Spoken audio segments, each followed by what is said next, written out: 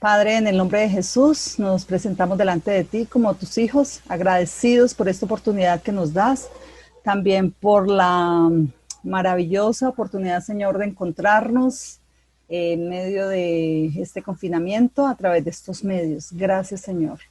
Hoy yo te ruego que sea la intervención de tu Santo Espíritu, obrando sobre nosotros, trayendo a cada uno la verdad que necesitamos, Señor. Tu palabra nos guía a toda verdad, el Espíritu Santo también, Señor, y tu palabra nos hace libres. Y hoy rogamos porque tú lo hagas de una manera especial sobre nuestra vida, sobre nuestras mentes y sobre nuestros corazones. En el nombre de tu amado Hijo, amén y amén. Quiero hablarles en esta mañana sobre un tema que he titulado 3 palabras para estos tiempos. A través de los siglos han habido diferentes formas y filosofías, formas de pensamiento. Y quiero hablarles de algunos en particular, o 2 en particular, y ambos están como muy relacionados. El uno es lo que se llama el hedonismo, y es la búsqueda del placer, especialmente en lo que tiene que ser el rápido y lo sensorial. Y el otro es el epicureísmo, que también está enfocado en esto, solo que va un poquito más allá, en el que hay un énfasis en no tener temor ni a los dioses ni a la muerte, y en sobreénfasis sobre la búsqueda del bienestar, y que todo lo que es bueno es muy fácil de conseguir, y si algo es difícil, entonces es muy fácil de soportar. Eso en términos generales. Cuando pensamos en esto, o cuando yo pienso en esto, me doy cuenta que de una y otra forma esto también ha ingresado a la vida de la iglesia. Algunas teologías, algunas formas de pensamiento que a través de los siglos, y especialmente en nuestra forma de pensar occidental, se ha ido anexando al sistema de vida, ¿no? Entre algunos otros podemos pensar, por ejemplo, en una muy conocida como es la teología de la prosperidad, ¿no? Donde hay sobreénfasis en que el cristiano tiene que tener mucho bienestar económico, salud, y tener la vida muy, muy bien arreglada. Encontramos también, por ejemplo, el pare de sufrir en medio de esta realidad. En nuestros contextos encontramos mucho sobre esto, ¿no? Y ellos enseñan que el cristiano, si hace las cosas que le piden, por consiguiente, Dios está obligado a que la persona tenga mucho bienestar. Creo que también encontramos las promesas sin demandas, ¿no? La gente hoy estaba buscando textos y está buscando promesas y reclamándole al Señor las promesas, pero poco deseo de agradar, de honrar al Señor. Encontramos también, por ejemplo, aparte de esas realidades, asuntos en el cual la iglesia está afectada precisamente por situaciones en las cuales hacemos lo habido y por haber para no sufrir, para no vivir condiciones que nos generen sufrimiento, que nos generen ansiedad, que nos generen circunstancias que no nos gusten, ¿no? El libro Apocalipsis es un libro muy interesante. Ya les he predicado en estos días, ha sido para mí un elixir tomar y estudiar este libro. Y es escrito pues a una iglesia que precisamente está viviendo todo lo contrario, una iglesia que está sufriendo y que está sufriendo, en este caso la iglesia de Esmirna está sufriendo por 2 situaciones en particular. La una pues por el imperio romano que se ha levantado y que está oponiéndose a todo lo que se llame Cristo y a todo aquel que no se someta al culto imperial, al emperador romano, a todos sus sistemas opresores. Entonces la iglesia está allí precisamente viviendo esta circunstancia. Pero no solamente en el caso de esta iglesia a la cual el Señor le está mandando un mensaje de ánimo, está sufriendo por eso, también está sufriendo por los judíos. Sabemos que desde el tiempo de Jesús, los judíos se levantaron para perseguir a Cristo porque no podían entender, ¿no?, que Él era el Mesías y mucho menos que fuera un hombre, Dios, que vino y que entregó su vida por nosotros a través de algo tan vergonzoso como la cruz, ¿no? Y entendemos cómo los discípulos, Pablo y toda la iglesia en el Nuevo Testamento tenían la centralidad, ¿no?, en la cruz, y cómo a través de ella vino la salvación y la reconciliación para la humanidad. Y en medio de este contexto, entonces, Juan pues recibe el mensaje y escribe a esta iglesia que está sufriendo y les muestra que precisamente en medio de esta realidad hay una palabra, hay un mensaje. Y creo que este mensaje no solo fue para la iglesia de Esmirna en su momento, sino también lo es para nosotros. Desde marzo, la iglesia, pues el mundo, ¿no? Pero la iglesia ha estado viviendo situaciones de pandemia, de confinamiento, de mucho estrés, de mucha ansiedad. Han habido muchos cambios en nuestra vida, en nuestras comunidades, en nuestra sociedad. Y creo que esta palabra tiene, este mensaje, esta carta tiene una palabra muy, muy especial para todos nosotros. Y quiero hablarle en esta mañana como nuestro Cristo, nuestro Señor vencedor, nos da 3 palabras. Entonces quiero compartirles sobre la primera que dice, capítulo 2, versículo 8. Escribe también al ángel de la iglesia de Esmirna. Esto dice el primero y el último, el que murió y ha vuelto a vivir. Yo conozco tus sufrimientos y tu pobreza, aunque en realidad eres rico, y sé lo mal que hablan de ti los que se dicen judíos, pero que no son otra cosa que una congregación de Satanás. Cuando observo esto es muy interesante porque esta iglesia que es iglesia perseguida, que es una iglesia muy sufriente, que es una iglesia con mucha escasez, el Señor la mira, el Señor le habla y el Señor entonces le da este mensaje.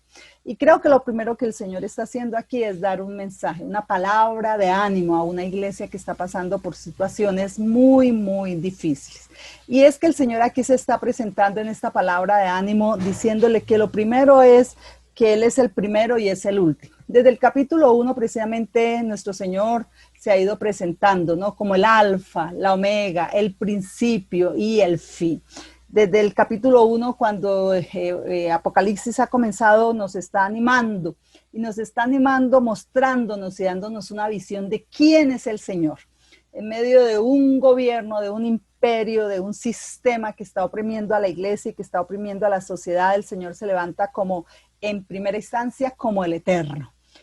Ante tantos emperadores y la historia, cuando la miramos, nos damos cuenta cómo ellos se creían dioses, ¿no? Reclamaban adoración para ellos, pero todos murieron, todos fueron cayendo uno a uno, y mientras el Señor es el primero, el último, nada se sale de Él y Él es el Eterno. Creo que también el Señor nos anima a través de mostrarnos que no solamente es el eterno, ¿no? Es decir, las pandemias vienen, los confinamientos vienen, se van, los gobiernos, los sistemas, pero el único que vive y permanece para siempre es el Señor. También nos dice en el texto que Él es el que murió y el que ha vuelto a vivir, y Él es el vencedor. Roma se creía tan suficiente hasta ese momento, nadie los había derrotado.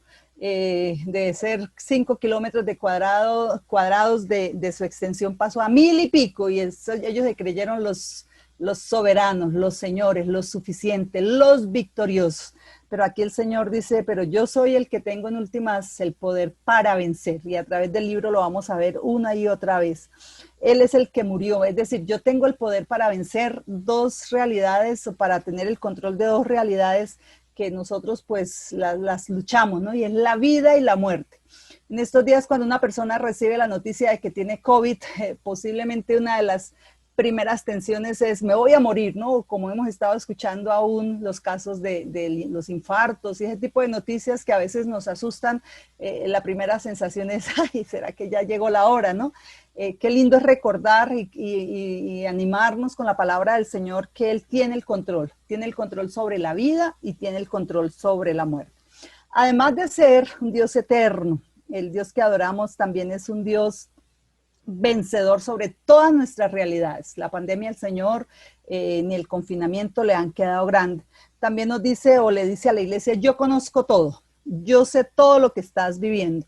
Tus 2 realidades más duras en estos días, que son tus sufrimientos y tu pobreza. Y creo que aquí, y dice, pero la gente te está diciendo que eres pobre, pero yo te estoy diciendo que tú eres rico. Y no te preocupes porque aunque estás teniendo una persecución satánica, yo sé realmente lo que eres, ¿no? Y creo que aquí es un Señor que también es juez, que tiene el control de las realidades y que en últimas su palabra es lo que importa, no tanto lo que están diciendo otros. Y esto es muy importante y creo que es muy valioso también para nosotros en medio de este tiempo. Las noticias nos dicen que las cosas van a estar muy complicadas y todos los días nos enteramos cómo las empresas se encierran, cómo la gente se queda desempleada, cómo están pasando cosas tan críticas y tan duras, ¿no? No podemos ser ajenos a esas realidades, pero en medio de eso el Señor nos sigue diciendo que Él sigue siendo el Señor, que Él sigue siendo el vencedor, que Él es el eterno, que nada le ha quedado grande, que Él es el Dios que es justo y que tiene el control de todas las realidades. Y creo que esta palabra de ánimo también viene para nosotros en primera instancia porque la palabra de Dios para nosotros nos sigue animando. Yo creo que todos de una y de otra forma en estos días hemos recibido alguna palabra de ánimo, alguna palabra que nos ha sostenido, alguna palabra que nos ha mantenido, ¿no?, firmes al Señor y a su palabra en medio de este tiempo. Creo que también el otro mensaje que el Señor nos da para nosotros en estos días a través de esta carta es que el Dios que adoramos y en el que tenemos esperanza es eterno. Nuevamente los gobiernos vienen y van, los sistemas vienen y van, las pandemias vienen y van. Hace 5 meses cuando comenzó esto, pues yo no pensaba que esto se fuera a demorar tanto. Ahora 5 meses después, pues estamos diciendo, bueno, ya casi que estamos volviendo a una nueva realidad, ¿no? Y pues esperamos en fe que en 1 o en 2 años esto desaparezca o por lo menos llegue la vacuna. Y qué lindo saber que por encima de eso nuestro Señor es eterno, que nuestro Señor es el Rey, el soberano, el que tiene el control y la soberanía sobre realidades aún tan críticas como las que hemos estado viviendo en estos últimos meses. Creo que el Señor también nos anima a recordar, y es una palabra de ánimo, en que Él es el vencedor. Él es el vencedor sobre la vida y sobre la muerte. No existe un poder que el Señor no gobierne, no existe absolutamente nada. Aún los gobiernos que están dando decisiones y que están tomando resoluciones en torno a lo que vivimos como iglesia, como sociedad, como personas, como familias, el Señor, Él es el vencedor y pues al final entendemos que de todo terminará siendo el vencedor definitivamente. Cuando miramos la historia nos damos cuenta que los dioses, los ídolos, Buda, Confucio, Mahoma, Nerón, Nabucodonosor, todos están muertos y el único que fue capaz de vencer aún la muerte fue nuestro Señor y eso nos da mucho anhelo, nos da mucha esperanza. En últimas, Apocalipsis es un libro muy pastoral y de mucha esperanza. También creo que uno de los mensajes que nos da aquí la palabra es que lo importante es agradar al Señor, aunque eso implique sufrir y aunque eso implique ir contra los sistemas filosóficos que se nos ha impuesto, que se nos ha formado, que se nos ha desafiado a seguir en medio de la vida y el tiempo en el que el Señor nos ha permitido vivir.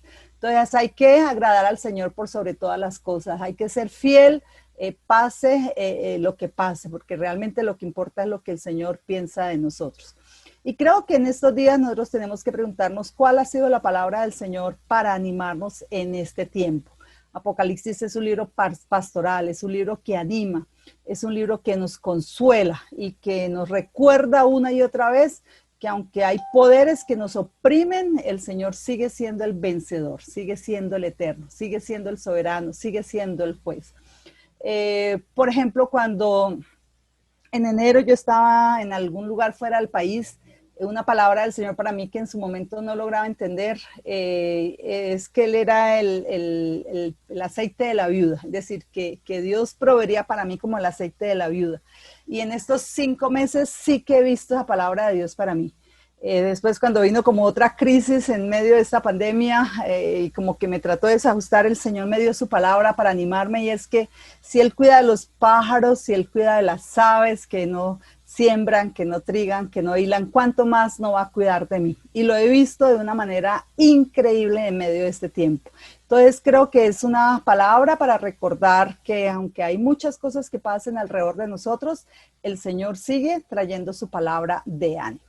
Ahora hay una segunda palabra también en el texto, el versículo 10 dice, no tengas miedo de lo que vas a sufrir, pues Él diablo meterá en la cárcel a alguno de ustedes, para que todos ustedes sean puestos a prueba y tendrán que sufrir durante 10 días. Cuando miramos esto, pues esta es, como les he contado, esta es una iglesia que está sufriendo mucho, pero es muy, muy particular como el Señor les da una palabra y les dice, no tengan miedo. Ahora, cuando yo pienso en esta carta, en este mensaje, y yo estoy sufriendo y el Señor dice, no tenga miedo, lo más lógico que yo pienso es, bueno, el Señor me va a quitar el sufrimiento. Para los que están enfermos, bueno, el Señor me va a sanar. Para los que están pasando por pobreza, bueno, el Señor va a traer provisión. Y es muy interesante porque el Señor les dice, no tengan miedo porque ahora viene más sufrimiento, ahora van a ser metidos en la cárcel. Y algunos de ustedes van a sufrir mucho más. El diablo, porque recuerden que esta persecución era demoníaca, el diablo meterá en la cárcel a alguno de ustedes para que ustedes sean puestos a prueba, es decir, estén atribulados, estén afligidos. Y es interesante porque parece ser que la imagen que viene aquí es una tortura que se aplicaba en el pueblo romano, y es que se le ponía a la persona una gran piedra sobre su pecho de tal manera que la persona se iba ahogando poco a poco. Esto tiene que ver con la tribulación, con la aflicción. Y les dice, y tendrán ustedes que sufrir durante 10 días. Qué palabra de ánimo tan extraña, ¿cierto? Pues por lo menos ante mi lógica humana yo pensaría otra forma de animarme, otra forma de decirme no tenga miedo, ¿no? Por naturaleza esperaríamos que el Señor nos dijera, pare de sufrir, no va a sufrir más, el dolor se le va a acabar, o como están en estos días promocionando, y yo entiendo que es pues es normal para ellos, la publicidad antioqueña, ¿no? No se preocupen, todo va a estar bien, todo va a estar mejor, ¿no? ¿Cuánto nos gustaría que así nos dijera el Señor? Todo va a estar mejor, todo se va a arreglar, viene la casa, el carro, la beca, las finanzas se van a restaurar, la salud se va a mejorar y todo va a estar bien, ¿no? ¿Cómo nos gustaría que el Señor dijera, no, mira, yo les voy a responder todas las oraciones conforme a su deseo, a su sueño, a su propósito? Pero como nos damos cuenta en el texto, es todo lo contrario. Las cosas no se van a poner mejor, sino al contrario, se van a poner peores. Y les dice, van a ir algunos de ustedes a la cárcel, van a sufrir, van a ser oprimidos, van a ser atribulados. Y esto va a pasar durante 10 días.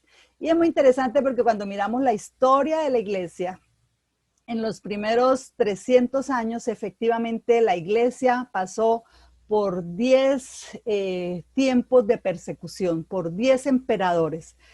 Los primeros 300 años la iglesia tuvo la persecución, el sufrimiento por parte de Nerón, Domiciano, Trajano, Adriano, Marco Aurelio, Séptimio Severo, Maximino Tracio, Decio, Valeriano y Diocleciano. Y es muy duro saber que precisamente la iglesia tuvo que sufrir tantos años de persecución y de sufrimiento. Ahora, cuando yo pienso en esto, digo, bueno, pero ¿por qué el Señor no le evitó la persecución a la iglesia? Y es muy curioso porque cuando leemos la Biblia y entendemos el contexto, el Señor dijo, mire, si esto lo han hecho conmigo, no se preocupen porque también con ustedes lo van a hacer. El Señor les dijo, es necesario que a través de persecuciones, de tribulaciones, entren al reino del Señor. Es interesante que el Señor les dijo, miren, ustedes son purificados a través del fuego y del fuego de la prueba, ¿no? Eso dijo el apóstol San Pedro. También creo que el Señor nos recuerda, ¿no? Como el Señor dijo, mire, serán odiados y serán odiados por todas las naciones por causa de mi nombre. Creo que el Señor no le evitó a la iglesia el sufrimiento como tampoco nos lo evita a nosotros, porque la tribulación produce paciencia. Es allí donde nuestro carácter es probado. El Señor también nos dice, es a través de la prueba, de la tribulación, donde ustedes son formados, donde adquieren paciencia, adquieren perfección, crecen hacia la perfección y hacia la madurez. Recordemos que el Señor nos dijo, el que quiera seguirme, tome su cruz y sígame, ¿no? Somos purificados, santificados a través del sufrimiento. Ni siquiera el Señor Jesús fue exonerado del sufrimiento. Y es que creo que la persecución, el sufrimiento en relación a la iglesia se vuelve un abono para que la iglesia crezca. Los primeros 300 años fue año de muchísimo crecimiento. Entre más la iglesia era perseguida, más la iglesia precisamente crecía. Ahora, la segunda palabra para nosotros en este tiempo, después de una palabra de ánimo, para mí tiene que ver en que hay una palabra de advertencia. Cuando el Señor les dice, miren lo que va a pasar, en últimas les está advirtiendo. Y yo me pregunto, bueno, el Señor, ¿qué nos está advirtiendo a nosotros en este tiempo? Por ejemplo, a mí me ha llamado la atención, aunque en estos días eso ha ido cambiando un poco, pero si ustedes recuerdan, cuando se le preguntó a alguna persona que hace política y que dirige, pues dirige una parte grande del país, le dijeron, bueno, y vamos a abrir las sedes de las iglesias. Dijo, no, porque abrir esto implica que esto es más riesgoso que 500 días de IVA, ¿no? Y cuánta resistencia ha habido, y yo no estoy defendiendo tanto que se abra, creo que Dios tiene el control de esto, pero creo que sí son palabras de advertencia para nosotros. Cuando miramos la agenda global, cuando miramos todo esto que estamos viviendo, sí tenemos que preguntarnos qué nos está queriendo el Señor hablar. Creo que el Señor nos está animando y desafiando para entender y discernir los tiempos. Cuando se abran las puertas de nuestros auditorios, creo que va a ser una gran prueba, ¿no? ¿Cuántos se quedaron o cuántos se afirmaron? ¿Cuántos de nuestros creyentes, de nuestros discípulos echaron reversa, ¿no? A la primera prueba, entonces, no, yo mejor como que me quedo porque esto se está poniendo muy difícil. Y la prueba en última, la tribulación, tiene que ver con el purificar, ¿no? Aún su iglesia, purificar su pueblo. Y por eso creo que aquí hay una palabra de advertencia. Ahora, cuando yo pienso en esto, por ejemplo, pienso en la historia de Venezuela, pienso en la historia de Cuba, ¿no? A veces la gente ve venir las cosas, pero nos cuesta, a mí misma me cuesta trabajo entender qué es lo que viene, ¿no? Cuando yo miro las noticias, miro lo que está pasando en la política, miro lo que está pasando con la violencia, con la agenda global en el mundo, con los sistemas opresores que nos están queriendo controlar y gobernar, entendemos, ¿no? que la cosa no se va a poner fácil para la iglesia. Y yo creo que tenemos que preguntarnos, aún este confinamiento y estos días que se nos ha obligado a cerrar nuestros auditorios para congregarnos, ¿qué nos está hablando el Señor? ¿Qué nos está diciendo? ¿Para qué nos está preparando? Porque lo que yo encuentro aquí en la palabra nuevamente es un tiempo de advertencia y es un tiempo de paren, pongan antenitas y revisen traten de detectar qué es lo que está sucediendo alrededor de ustedes. Y es porque desde Génesis ha habido una guerra, ¿no? Una guerra frontal en todo lo que siga a Dios y todo lo que decida adorar a Dios, al único Dios verdadero. A través de la historia nos damos cuenta cómo desde el momento en que entró el pecado, en el momento en que entró Satanás, el Cristo y su iglesia, todo lo que esté relacionado con Dios, tiene gran oposición. Y tiene gran oposición porque se levanta contra los valores, contra los sistemas opresores, contra el modo de vida, contra todo lo que está imponiendo la sociedad de su momento, ¿no? Y cuando vino Cristo, pues esto se hizo mucho más claro, mucho más evidente, ¿no? Y sabemos por la Escritura que el Señor Jesús venció los poderes en la cruz del Calvario, en el ya, pero que también todavía falta. Y es que el Señor, cuando venga por su iglesia en su segunda venida, entonces va a tomar, ¿no?, el control aún de Satanás, que ha perseguido a la iglesia, aún de todos los enemigos que se han levantado contra la iglesia. Pero mientras estemos aquí, mientras el Señor Jesucristo no venga, nosotros estamos expuestos precisamente a sufrir por causa de nuestro Señor Jesucristo. Una noticia, por ejemplo, que me ha llamado la atención es cómo cuando se levantó, por ejemplo, todo este asunto de la ideología de género para meterla en los colegios a través de las cartillas, los propagandistas o los que estaban haciendo propaganda para impulsar toda esta ideología de género sabían que un punto importante es Colombia y que lo que pasa en Colombia puede afectar toda la América Latina.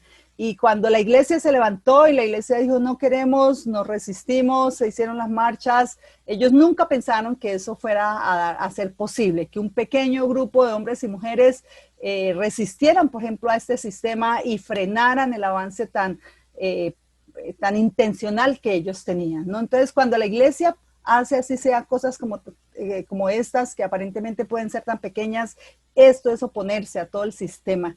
Y cuando se levantan sistemas como estos, pues entendemos que todo lo que sea de Cristo, ellos se van a oponer.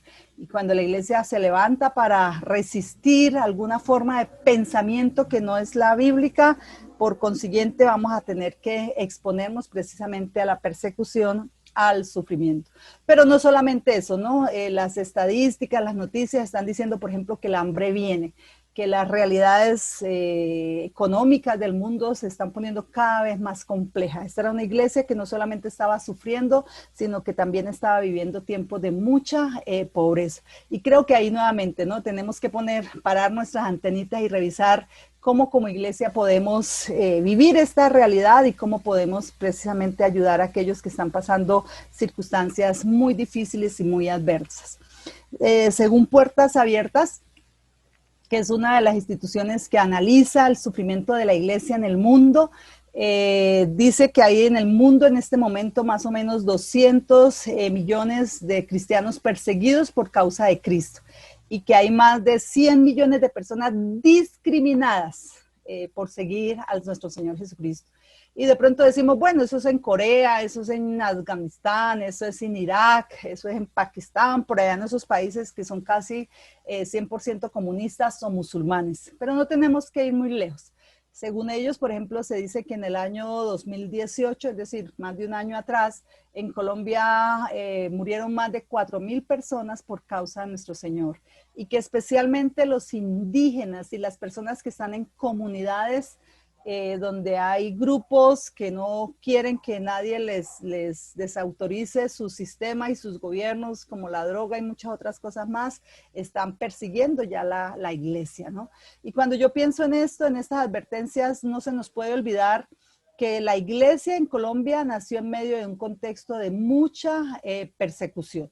La iglesia nació sufriendo. La iglesia colombiana, cuando nos miramos, ¿no? Y leemos la historia de la iglesia, precisamente fue una iglesia que nació sufriendo. La Colombia no la ha tenido fácil y la iglesia en Colombia no ha sido fácil predicar a Cristo. De pronto ahorita lo estamos viendo un poco más fácil, pero no fue así al principio. Por ejemplo, en mi caso, mi padre fundó una iglesia en un barrio en Cúcuta, y era un barrio supremamente, pues, de la iglesia tradicional. Alguien regaló un pedacito de tierra y se hizo ahí un auditorio para reunirnos. Y fue muy interesante porque 7 años fue mi papá pastor ahí y durante 7 años nosotros tuvimos que sufrir por causa del Señor. Por ejemplo, cuando estábamos en los cultos, todo el culto nos teníamos que aguantar las piedras y el techo tenía muchos rotos, llovía casi más adentro que afuera.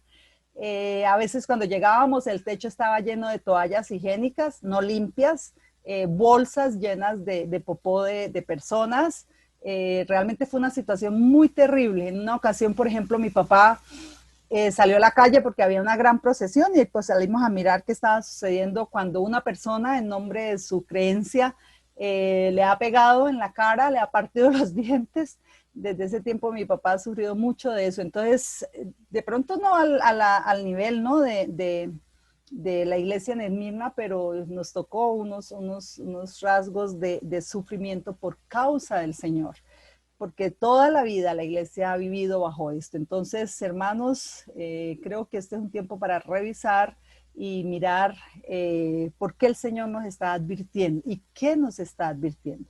La tercera palabra la encontramos en el versículo 10, en la parte final, que dice: mantente fiel hasta la muerte y yo te daré la vida como premio. El que tiene oídos oiga lo que el Espíritu dice a las iglesias. Los que salgan vencedores no sufrirán ningún daño de la segunda muerte. Creo que la tercera palabra que el Señor nos da es una promesa. Y aquí sí hay una promesa, es decir, sí creo en la palabra del Señor y las promesas del Señor. Y nos dice, vea, manténgase fiel hasta la muerte. En últimas, un llamado en el libro de Apocalipsis es ser fieles, ser leales, permanecer fieles a la verdad. Un riesgo en este tiempo es de pronto acomodar el evangelio para que la gente no sufra tanto o para no ser tan incómodos ante la sociedad en la cual estamos viviendo. Pero el Señor dice, permanezcan fieles hasta la muerte y yo les daré la vida como premio. La vida es algo por la cual normalmente la gente hace muchas cosas, ¿cierto? Aun cuando nos enfermamos hacemos muchas cosas para poder vivir. Pero el Señor nos está dando aquí una promesa y es una promesa eterna. A veces luchamos mucho, ¿no? Por tener las cosas del aquí, del ahora, las cosas temporales. Y me llama la atención cómo en Apocalipsis, pues sus promesas son eternas. Y esas promesas tienen precisamente que ver con la vida que nadie nos puede quitar. Ahora, ¿por qué el Señor nos habla sobre esto? Porque en medio de persecuciones una de las cosas que más van a ser atentadas, digámoslo así, es la vida, ¿no? La vida, hay una persecución que es la frontal, que es la que observamos aquí, pero también hay una persecución que yo encuentro que es una persecución a veces solapada, cuando no se nos persigue de frente, sino de manera distorsionada, de manera sutil, ¿no? Cuando acomodamos nuestra vida a los valores del mundo, a los valores de la carne, a las obras y a los sistemas del gobierno. Qué fácil es acomodarnos para que no nos vayan a quitar la vida, para no sufrir. Pero tenemos que recordar que el Señor dijo, miren, no tengan miedo a los que les pueden quitar la vida física, sino a los que les pueden dañar el alma, ¿no? Nosotros estamos viviendo tiempos muy peligrosos. A mí me parece que estamos, o yo por lo menos percibo pasos de animal grande en muchas realidades. Y por eso el Señor nos dice, permanezcan fieles hasta la muerte y yo les daré la vida eterna, la vida que nadie les puede quitar. No sufrirán daño de la muerte segunda. Y esto en última es lo que importa, ¿no? Podemos sufrir aquí, pero la garantía y la promesa del Señor es que Él nos da la vida eterna, esa vida eterna que nadie nos puede quitar. Y por eso tenemos que vivir para el Señor y no para aquel que a veces quiere quitar la cercanía y nuestra relación con el Señor. Yo creo que igual que los hedonistas y los epicúreos y los de la teología de pare de sufrir, en el fondo nosotros anhelamos que nada nos haga sufrir. Ayer yo me levanté bien y en el transcurso del día tuve un espasmo muscular muy fuerte. Cuánto diera porque no me doliera nada, ¿cierto? Esto es parte de nuestra naturaleza, pero desde el Génesis nosotros estamos expuestos al sufrimiento y sobre todo cuando decidimos pertenecer al reino del Señor, mucho más. Y estamos viviendo tiempos muy, muy peligrosos, tiempos que somos llamados a revisar que lo que importa es lo eterno, lo temporal pasa. La palabra del Señor dice, no, el mundo pasa y sus deseos, pero el que permanece y hace mi voluntad, permanece para siempre. Y creo que esta es una palabra que necesitamos recordar. Así como a la gente le encantan las promesas sin demandas, los beneficios sin responsabilidad, los derechos sin deberes, el Señor nos dice, aquí sí hay una promesa, pero tienes que ser fiel. Te estoy pidiendo, te estoy demandando, te estoy animando, te estoy dando una promesa, pero vas a tener que permanecer fiel hasta el final. 3 palabras del Señor victorioso, una palabra de ánimo, una palabra de advertencia y una palabra de promesa. Y esto sigue siendo real para nosotros en medio de este tiempo.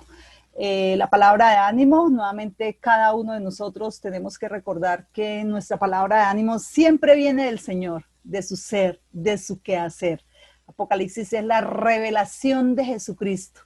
Hay tantos títulos, hay tantos atributos, hay tantas cualidades aquí que nos recuerdan que Él tiene el señorío, la soberanía, el control, que Él es el juez, que Él es el vencedor y que Él llevará todas las cosas hasta el final tal y como lo ha prometido.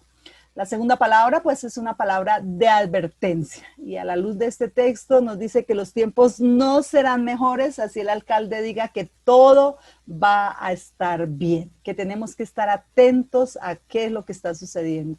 Y tiempo de promesas para el que permanezca fiel, aún a causa de la propia vida. Y que tenemos que recordar que es más lo que tenemos que ganar, aferrados a Él, siendo fieles al Señor, que separándonos de Él. Y que ojalá podamos decir como Pablo, ¿no? Para mí el morir es Cristo y el vivir es ganancia. Hace algunos años, cuando la violencia era tan encarnizada, aunque nunca ha dejado de ser, mi padre es pastor en una ciudad del llano, que es que es zona roja, siempre ha sido zona roja. Un pastor de un pequeño municipio oraba mucho y ayunaba bastante y eso ofendía a los guerrilleros. Y le dieron una orden y le dijeron que él no podía ayunar y que menos en el templo. Pero él, fiel a su convicción y al llamado de ser un hombre de oración, de intercesión, se metía y seguía ayunando y orando hasta que ellos un día le dijeron por seguir desobedeciéndonos, por no hacer caso a lo que nosotros, la orden que le dimos, entonces lo mataron, le quitaron la vida por el delito de ayunar. Y usted puede decir, ¿eso es verdad? Sí, eso es verdad y pasó en nuestro contexto colombiano. Pero yo estoy segura que él tiene la mejor recompensa y es la vida eterna que el Señor le ha dado. Por eso el Señor nos dice, no temas, yo he vencido al mundo. Y creo que hoy tenemos que preguntarnos qué tan preparados estamos como iglesia para una persecución. Cosas como tan sencillas de no congregarnos y encontrar gente tan desanimada. En medio de tantos deseos de que nada nos duela, de que nada nos pase, de que todo esté bien, el Señor viene hoy y nos dice que Él nos anima, que nos anima con su presencia y con su palabra. Y que si vienen tiempos de sufrimiento, de prueba y de tribulación, bien sea de persecución frontal o de persecución solapada, que nos aferremos al Señor. Que este es un tiempo para discernir, para preguntarnos. Por ejemplo, ¿qué nos quiso hablar el Señor con este tiempo de confinamiento? ¿Qué nos está hablando el Señor en estos 5 meses? ¿Cuál es su palabra para nosotros? ¿Qué nos ha querido enseñar? ¿Qué nos ha querido advertir?